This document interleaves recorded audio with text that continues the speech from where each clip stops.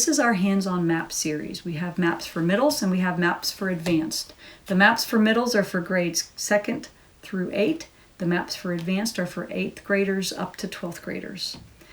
All of the maps are in color and they have the directions right on them, which make them very easy to do, very mom-friendly, so because mom can just give the student the map and they can be independent unless they're young and they can't read and they need help.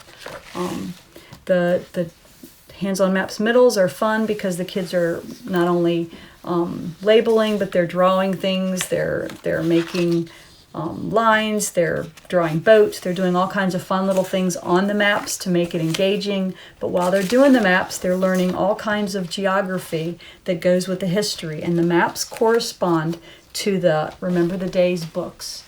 These are the hands-on maps for advanced. And they're a little bit more serious.